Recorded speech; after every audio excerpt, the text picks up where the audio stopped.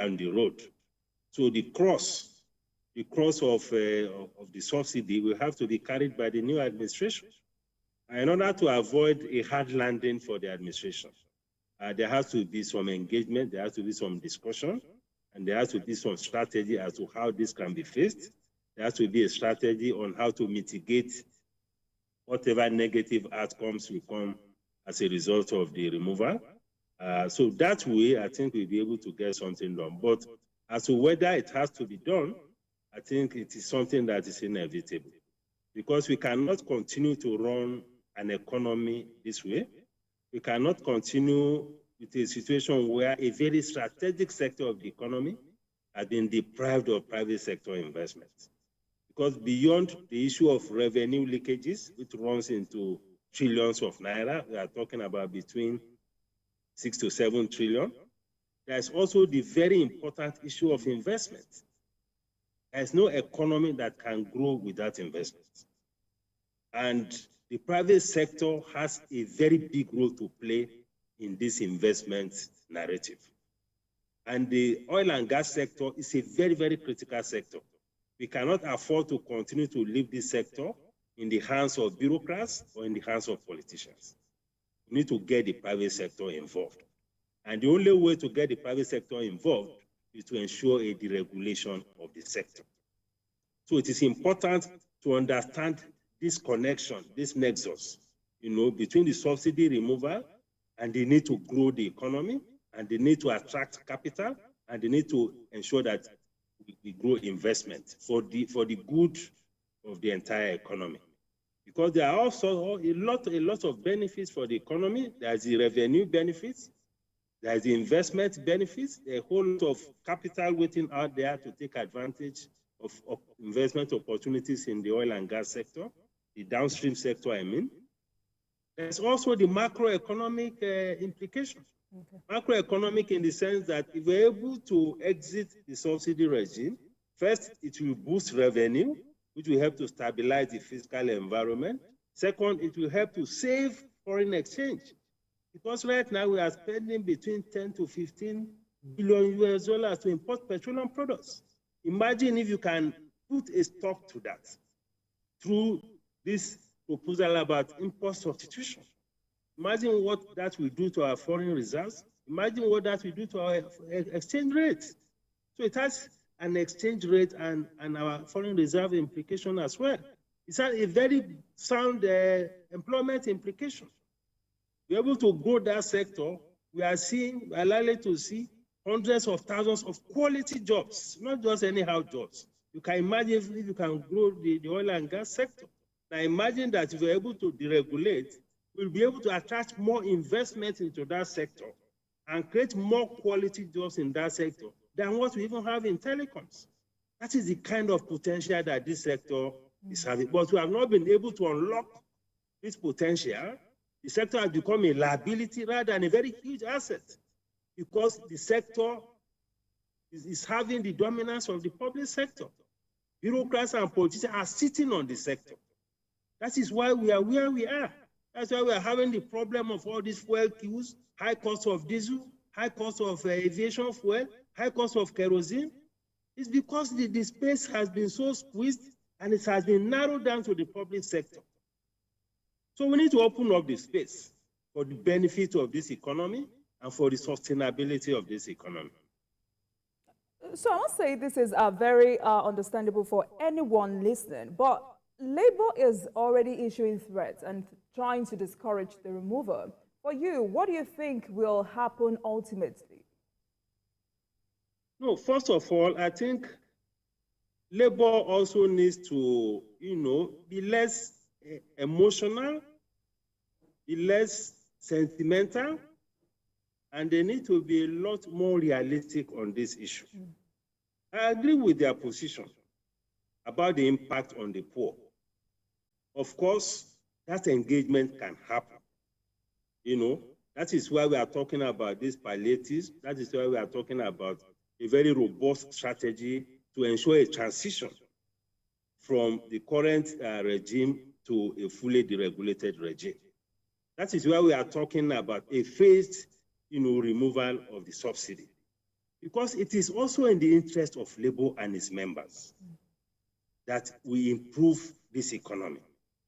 We cannot allow this economy to go under the weight of this subsidy regime. If we're able to get through this, even members of the Labour Union, members of the NLC, we also benefit enormously. Many of the states are not able to pay salaries. Many of them are not able to pay pensioners. Many of them are not able to fund their educational institutions.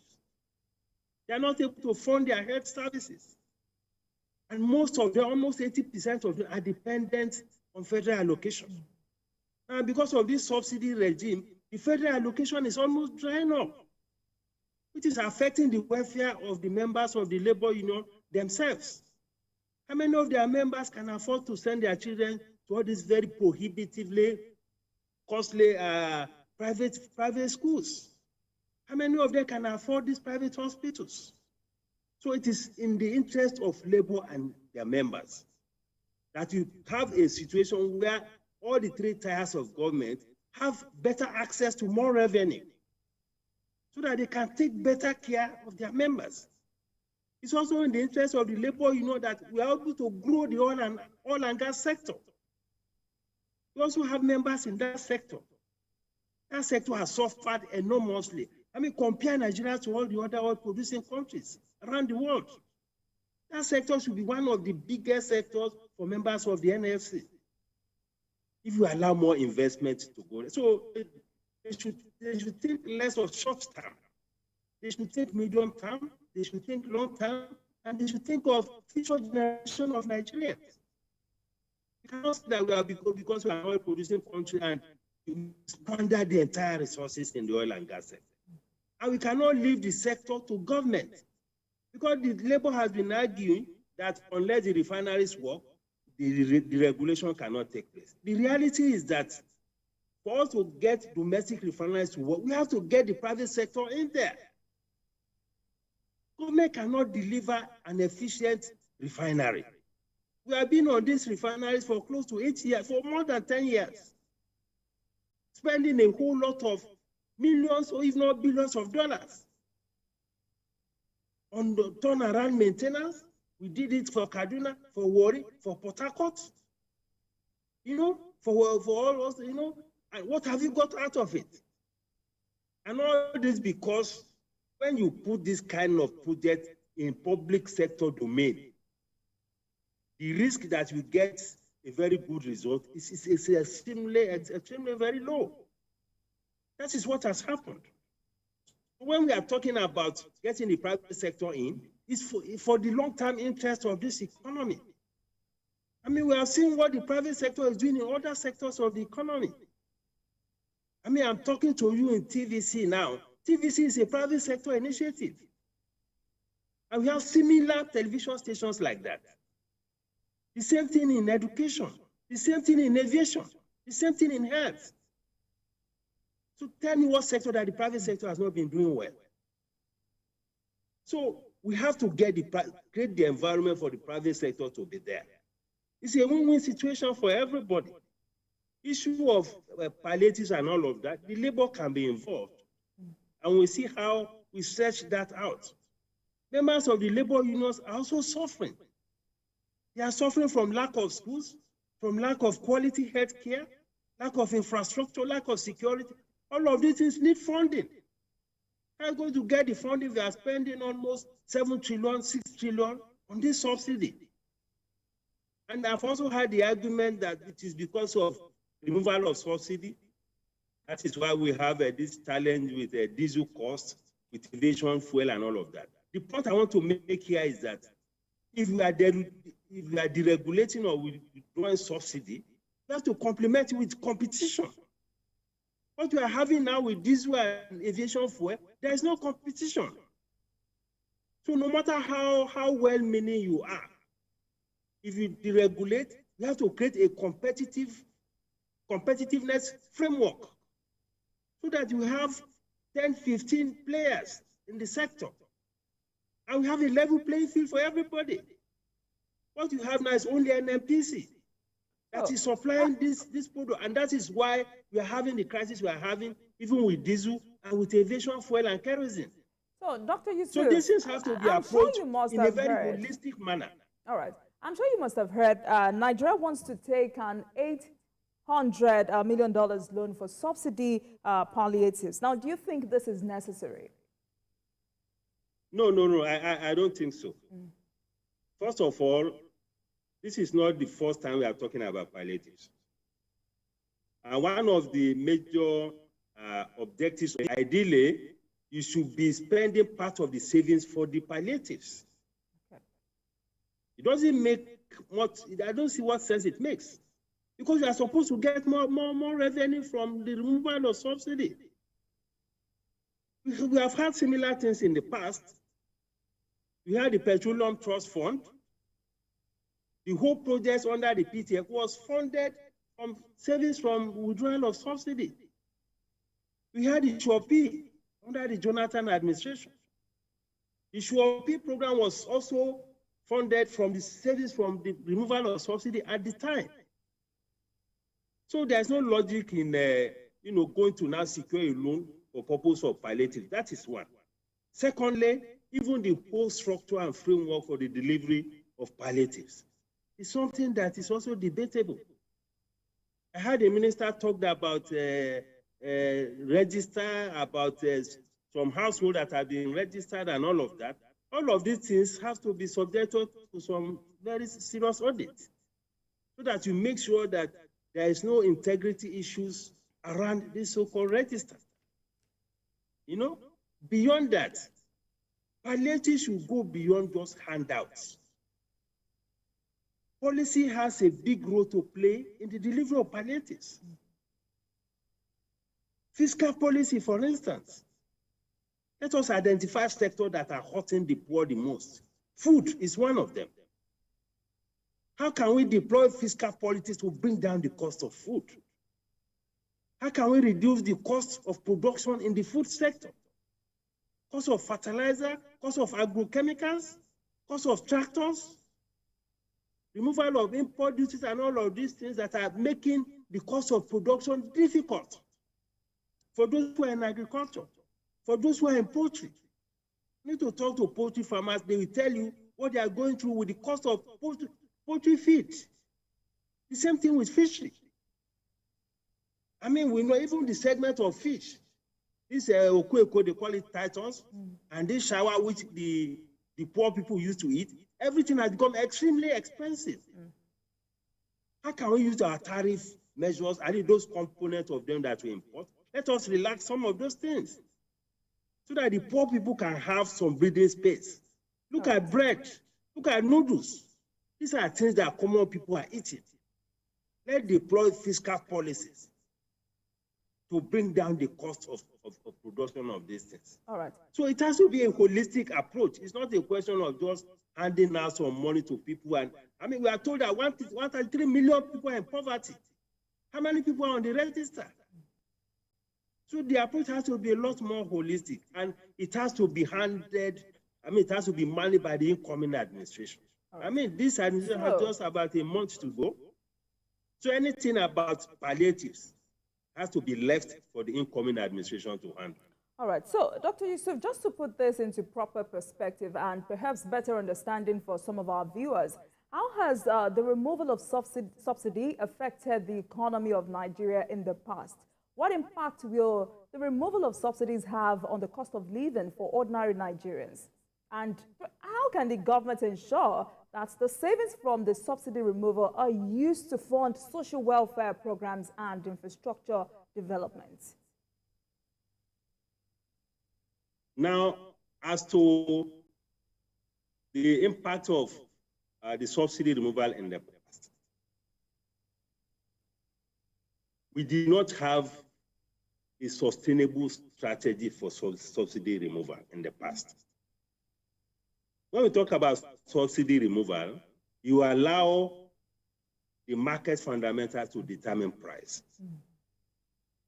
And the pricing regime has to be a dynamic thing.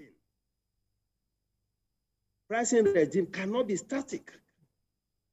You cannot say that you remove subsidy and you now peg the price. That is not what we are talking about. Because when you peg the price, when variables that are affecting the cost begin to move, before you know where you are, the subsidy will resurface. So that is where we got it wrong with the previous attempts. It's a dynamic phenomenon. Prices will adjust according to fundamentals. But more importantly, is to create an environment where you have more suppliers, so that the competition pressure will be regulating price. It's not price will be regulated by agencies of government, no. Although if things are getting completely out of hands, there could be some intervention as is done in other advanced economies. But what we have done in the name of subsidy removal in the past was to go and peg the price. And as the cost fundamentals were shifted, the prices remain static. And before you know where you are, the subsidy came up again. So what we have done in the past is not exactly the kind of strategy we are talking about.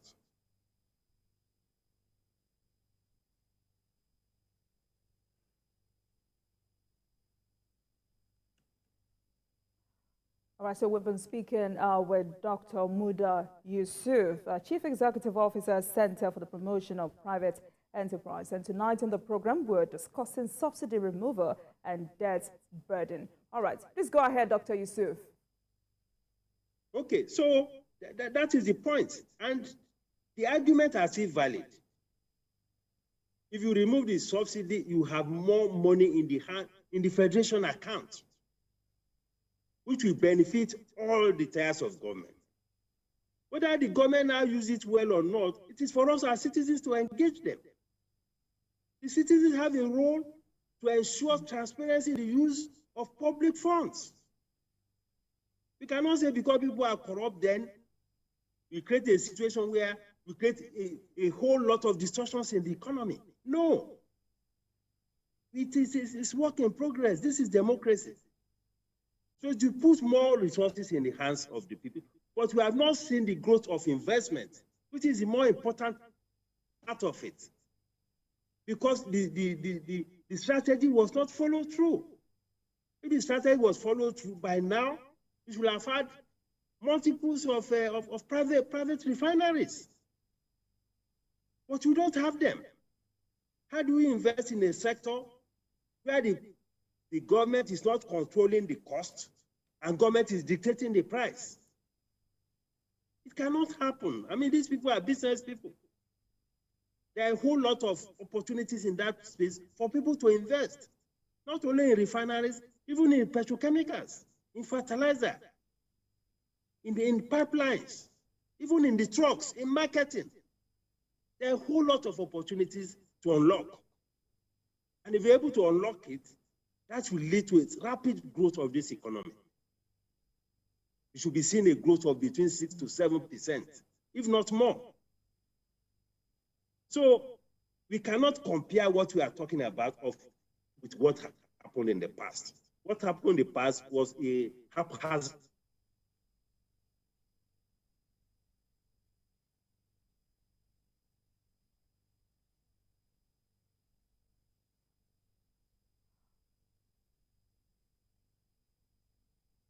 All right, this so economy will be much better for it. All right. So a new administration will be inaugurated on the 29th of May. What measures can the next elected president take to address the debt burden of Nigeria? Well, the issue of the debt burden is a very big challenge. And the debt burden is also not unconnected with this issue of subsidy removal that we talk about. Because when you spend almost 6 trillion, 7 trillion on subsidy, it limits the revenue available for you to carry out the activities of government. And because you have that limitation, you have to fall back on borrowing. So these issues are connected.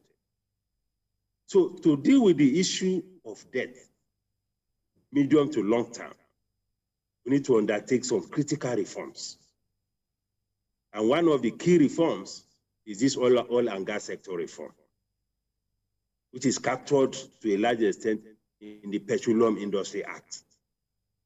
If we do that, first, we save a whole lot of revenue, because debt is about you're not being able to find the resources, internal resources, to be able to meet your needs. So if we're able to unlock revenues from subsidy, that will help. Then we also have another major problematic subsidy, which is foreign exchange subsidy. We're also losing a lot of revenue in that space. And other people who are in arbitrage and all sorts of people are taking advantage of that. Moving foreign exchange from the official window to the parallel market. We are losing close to 4 trillion annually to foreign exchange subsidy. We can unlock revenue from there. Then we're able to deal with this oil theft. The current administration is doing at least some quite a good work lately. We can build on that to ensure that we produce a lot more oil. Because how can we have this kind of opportunity, high oil price, and yet we are not able to meet our quota? It's unpardonable. It's a great opportunity that other oil-producing countries are taking advantage of. So we need to deal with the leakages in the oil and gas, particularly our oil production. That will also unlock a whole lot of revenue. Then we need to deal with our budget process. The budget process also needs to be reformed. Because you have heard all sorts of stories about budget padding, about duplication of projects, about all sorts of budget headings. We need to clean it up. If we clean it up, we make some savings from there. Then there should also be savings from the cost of governance itself. Are we getting value for money in government expenditure? So there are issues to be dealt with on the cost side. There are issues to be dealt with on the revenue side. That is what we mean by fiscal consolidation. We need to further reform our tax system to make it more efficient, to ensure that our tax system is truly a progressive tax, where those who have the capacity are paying something that is commensurate to the income that they are earning. So we can do a lot more in the tax space. Those who are not in the tax net, how do we bring them in? Those who have the capacity to pay more, how do we get them to pay more? So it's a whole range of issues. And generally, if we are able to ensure a very stable macroeconomic environment, a more secure environment, we have more investment. Investment is at the heart of economic growth. If you have more investment, this economy will grow. We grow far more than what we are talking about. You can grow at 7, 8, even 10% GDP growth. Because it's a very big economy. It's the biggest economy on the continent. And if we're able to grow the economy, there's a correlation between economic growth and revenue growth. So when the economy is growing, revenue will also grow. All right, so Dr. Yusuf, these are great measures you have highlighted. But let me ask you, are there likely challenges or major challenges the elected president of Nigeria will face in addressing this debt burden? Well, you know, servicing this current debt situation is, of course, an issue. It's a burden. It's an immediate challenge that the new administration will have to face. But if we take all these steps, some of these steps are short-term. There are steps that can be taken within the first 2-3 months of the administration. And it will continue to change the whole narrative. Because when there's also the right kind of signaling, things will continue to fall in place. And of course, we can also have engagement with our creditors, if need be, to check and see how we can restructure, space out, discuss the terms of the current debts. Yes, why not? Just to create some breathing space for the administration. These are engagements that can happen. We can look at the cost of some of these debts. But more importantly, is to address the issue of fiscal consolidation, which I highlighted earlier, so that we can strengthen revenue and we can also manage costs. I think that is the way to go. Some of those things can be short term. Some of them are medium term. Some of them are long term. So some economists say the nation needs to restore macroeconomic stability by reducing the domestic and external imbalances. Do you agree that this is the way to go? Of course, that is the way to go. We cannot have an economy where, first of all, we are having this kind of huge deficits, an economy where almost 80% or more of our revenue are being used to service debt, an economy where inflation is at 22, 23, and because if you look at the inflation numbers, sometimes they're even much more than what we have been told by the NBS. And we also have an economy where we have this multiple exchange rates. These are some of the things that are creating these imbalances in the economy. And in order to straighten all of these things, we need to create an environment that we have a lot more confidence in this economy, an environment that will also allow for a lot more production, so that we reduce our import, we strengthen import substitution. And that will require a whole lot of things around the regulatory environment, around our foreign exchange environment.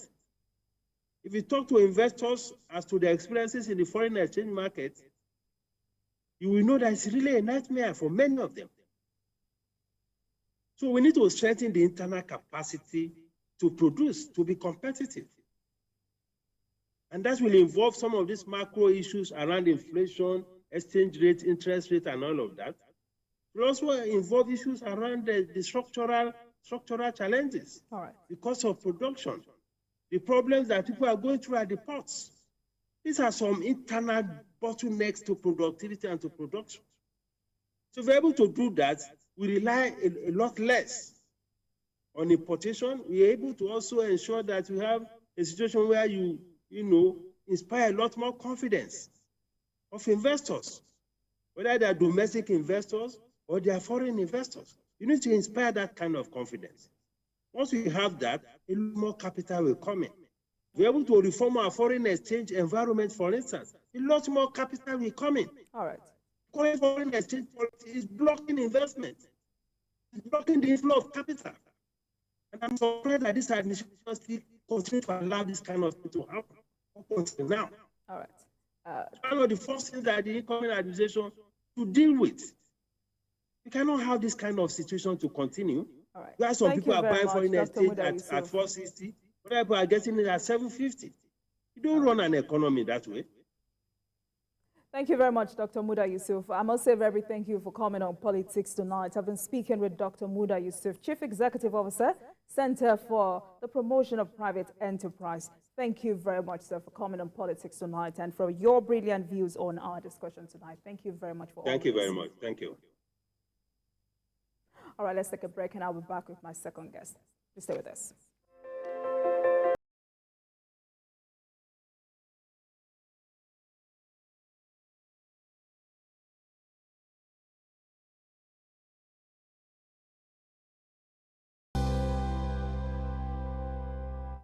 As they count down to the inauguration of President-elect Bola Ahmed Tinubu as Nigeria's 16th president continues, more and more world leaders are showing solidarity with him in recognition of his well-deserved win. The United States, United Kingdom, China, Ukraine, France, Ghana, Sierra Leone, Cuba, Nicaragua, Namibia, and a host of others have already sent in their congratulatory messages. The ECOWAS Parliament and other ECOWAS bodies, the D8, that is, the Developing Aid Organizations for Economic Cooperation, the African Union, are among organizations that have recognized Bola Tinubu's impressive win in the presidential election held on the 25th of February, 2023. The United States congratulates the people of Nigeria, President-elect Tinubu, and all political leaders following the declaration by Nigeria's Independent National Electoral Commission, or INEC, on the results of the February 25th presidential election. This competitive election represents a new period for Nigerian politics and democracy. Each of the top 3 candidates was the leading vote-getter in 12 states, a remarkable first in Nigeria's modern political era, reflecting the diversity of views that characterize the campaign and the wishes of Nigeria's voters. Namibia also looks forward to a good working relationship with the incoming government of President-elect His Excellency Asiwaju Bola Ahmed Tinubu. The goal of world leaders is to partner with a prosperous Nigeria, the economic giant of the African continent. Tinubu's presidency is expected to usher in unprecedented growth and development across all critical sectors.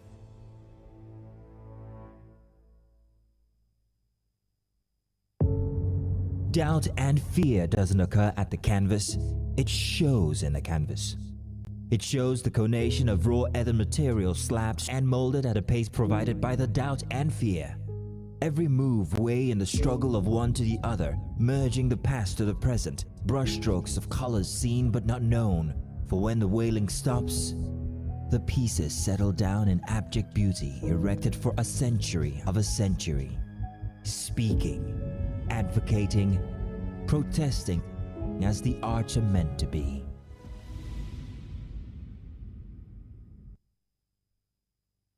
So, all in favor say aye. Those against no, the ayes have it.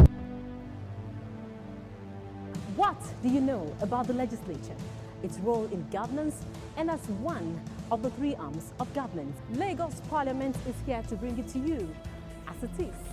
Here to bring you every detail you need to know about the legislature in Africa's most populous city.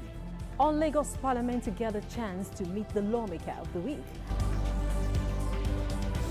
Events are critically reviewed. You can also observe plenary in Yoruba language. I am Abimbola Agbebi. Join me every Friday at 9 p.m. as I take you through the activities of the legislature.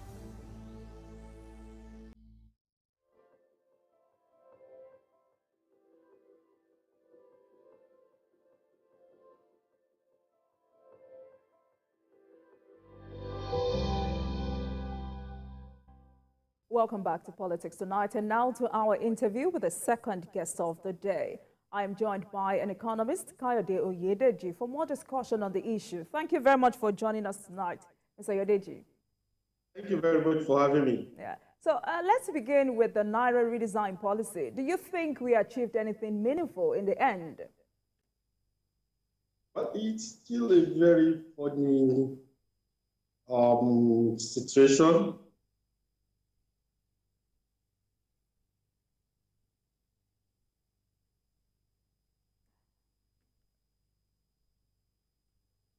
Mr. Oyedeji, are you there? If you can hear me, I'm talking about the Naira redesign. All right. Please go ahead. So I really can't say what government has achieved from that policy. And those who midwife implemented that policy have not come out to tell us this is what achieved. The only thing we noticed is that crime rates reduced a bit in terms of kidnapping and all, but in terms of the economy. The removal. For you, do we have an option? Pardon? There is an imminent threat around, what's it called, imminent subsidy removal. Do we have an option? Oh, yes. You know, the last election, we had the main candidates for the 4 leading political parties telling Nigerians that they are going to do some things different from what we've had over the years. And the president-elect, Bola Ahmed Tinubu, specifically told the nation that he will be removing the fuel subsidy. We have a new regime and a new way of doing things, a new way of managing the aspect of the economy. So it's good news. But the reality is there's not going to be the right time to do it, the best time to do it, but there is a right time to do it. So we expect that there'll be a very robust framework that will be deployed to achieve this in terms of timing, in terms of what to do at any particular point in time.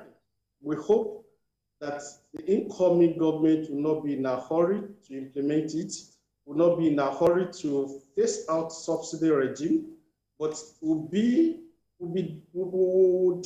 put heads together, people together to look at how best to implement this very sensitive policy. But ultimately, from the look of, from the commitment of all the aspirants, especially the president-elect, it appears an end has come to fuel subsidy in Nigeria. What we don't know is how it will be done, the right time for it. It's not going to be a best time, but there's going to be a right time to do it. Then how it will be done. Will it be done at a go? Will it be done in phases? And what will be the consequences on the economy? How will it affect the average consumer? How will it affect businesses? How will it affect government itself? These are the things I think the incoming government would need to look at diligently. There is a lot of work in there. It looks simple, but it's beyond removing subsidy. It's beyond making people to pay for what they are consuming. It's about creating efficiency within the economy. It's about making sure that the economy runs properly. It's about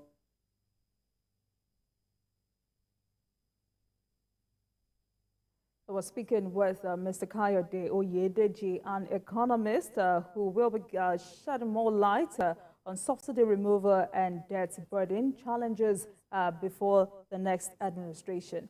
Mr. Oyedeji, are you there? Yes, I'm here. Can you hear me, please? Yes. So just like I asked my first guest, Dr. Muda Yusuf, Labour is already issuing threats and trying to discourage the removal. What do you think will happen ultimately? Well, this is one battle that Labour will not be able to win. The only way for Labour to make progress in this is to approach it with an open mind, bring up their opposition to the table. It's not going to be a one-way discussion. It's not going to be a one-way. No party is able to impose anything on the system, not even government. What we get is proper engagement from both sides. Proper engagement, robust engagement to develop a policy framework that will be okay for Labour, that will be okay for consumers. But I don't see Labour being successful in stopping this. It seems to be an idea whose time has come. The level of inefficiency with the subsidy regime is unacceptable. No government, no economy would tolerate that. No economy will be able to survive with that. So the time has come for government, the time has come for Labour itself to be honest and make sure that they do something different this time. And that has to be how it will be gradually, there will be a gradual end to subsidy regime. All right, so let's talk about other issues now. What should Nigeria do to boost private sector development and competitiveness in the next administration? Well, the new government has its work cut off. It's coming at a time when we've had what will probably pass, arguably the worst economic time since the end of the Civil War, or since this democratic dispute came into being. So this government has a lot of work to do. People have gone to a level, I think, which, if you can say, they've been pushed for. The disposable income is low. Workers are not getting real value for their efforts. In addition to that, they really don't have clarity of what government policies, key policies would deliver. So there is a level of uncertainty that is unprecedented. And these are the things this government would need to work on. The first thing this government needs to do is to instill confidence into its operations, into the way people view the economy, into the way people view government itself, instill confidence to let people know that a new regime has come, whereby every policy will work for the greatest majority of the Nigerian people, where people would have to believe in the direction this government is determined to take the nation. And that's critical. The other one is for this government to address the issue of paucity of key and essential items. Specific.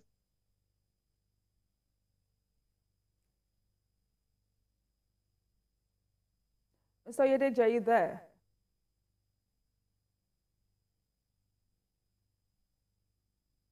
All right, on the program tonight, we're discussing. Whatever has to be done must be done.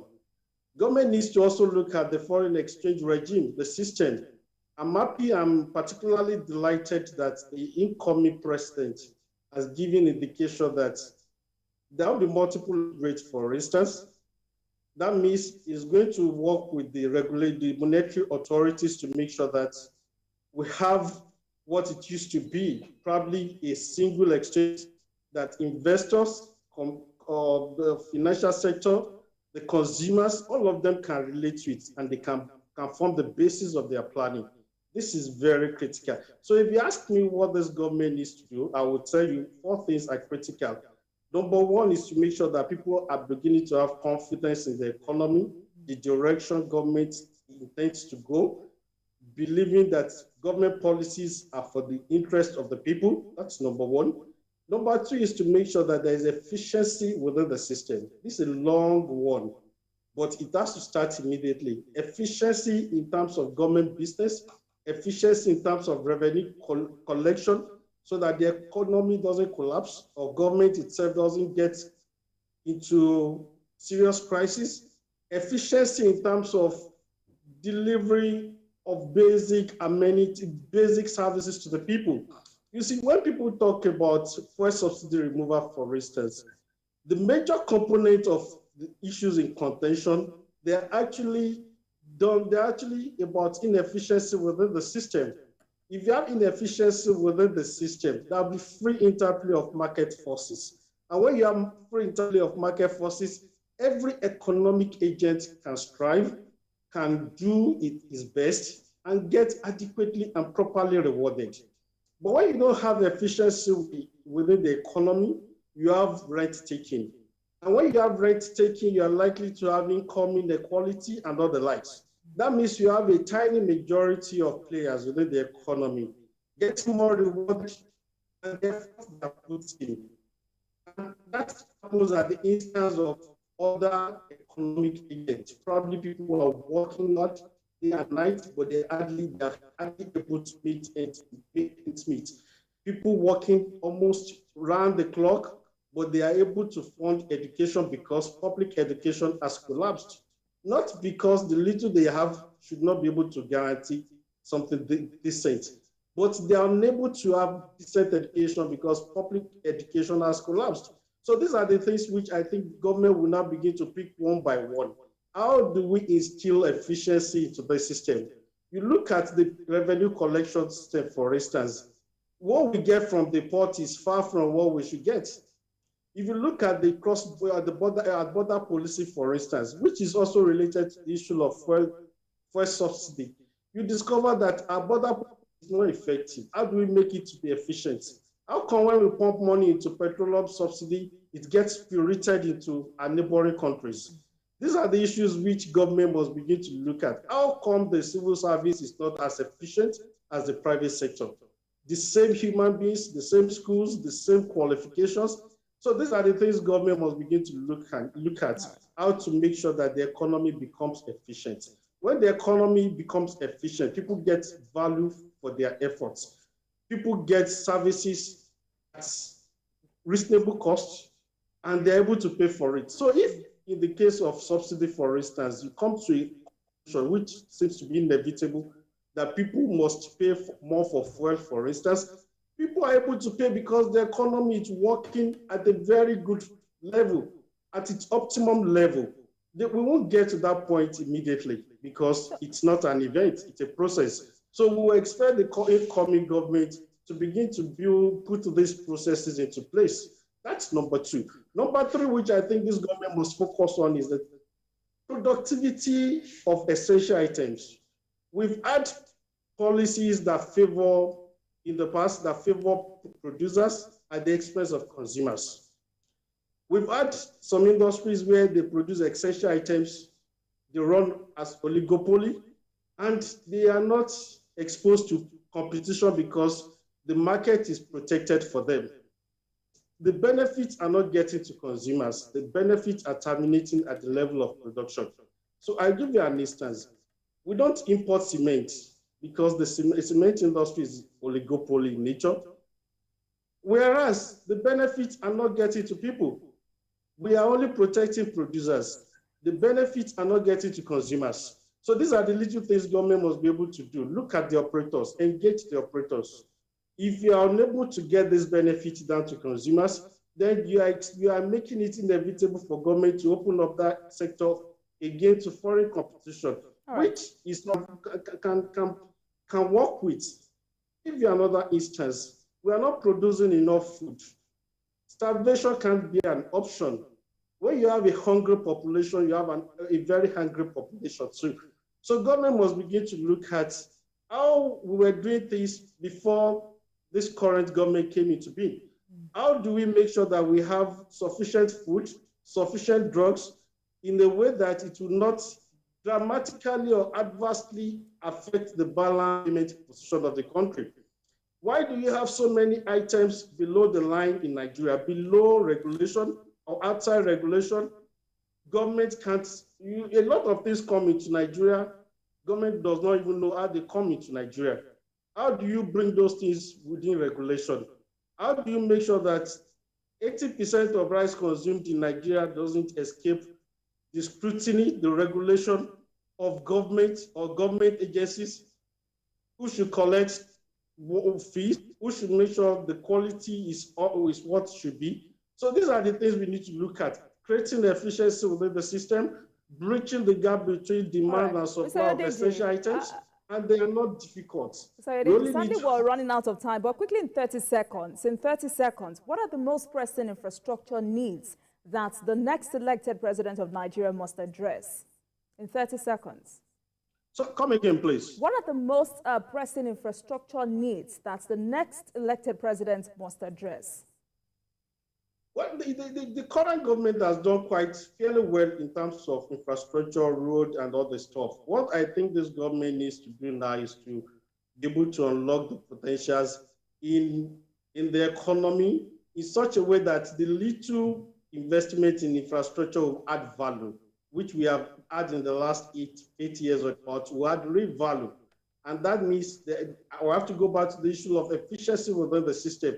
The regulatory system, making sure they are working, making sure that everyone gets real value for his or her efforts. And of course, the railway system, the road transport, the transportation system, they have to sustain the tempo in that sector. All right. Sadly, we're out of time, but I'm sure we will continue this conversation some other time. Thank you very much, Mr. Kayode Oyedeji, for coming on the program tonight. Thank you very much. I look forward to discussing this more. We will. Thank you very much. Nearest future. Thank you. And thank you for watching. That marks the end of today's episode of Politics Tonight, but the conversation continues from here. Get in touch with us on Twitter at TVCNewsNG and at Olajumoke using the hashtag Politics Tonight. We are also on YouTube at youtube.com/TVC News Nigeria. I am Olajumoke Olatunji. Goodbye.